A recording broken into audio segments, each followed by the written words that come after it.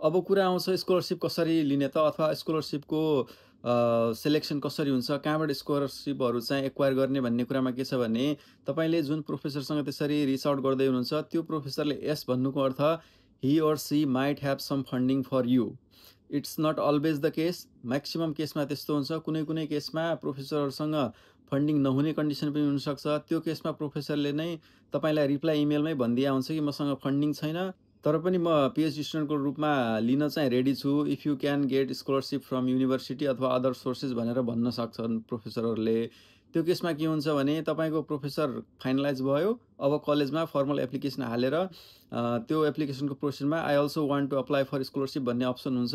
त्यो option select गर्नुभयो भने तपाईँको एकाडेमिक ब्याकग्राउन्ड र अरू वर्क एक्सपिरियन्स राम्रो छ भनेपछि युनिभर्सिटीले पनि तपाईँलाई स्कलरसिप दिने चान्सेस हुनसक्छ। त्यसबाहेक अर्को अप्सन स्कलरसिपको भनेको एक्सटर्नल फन्डिङहरू। तपाईँले फन्डर एजेन्सीहरू खोजेर त्यो फन्डर एजेन्सीलाई आफ्नो सिभी र आफ्नो अरू रिसर्च को चाहिँ इओआईहरू सब्मिट गरेपछि त्यहाँबाट फन्डिङ पनि पाउने आधार हुनसक्छ। त्यो अलिक कम्प्लिकेटेड कुराहरू हो।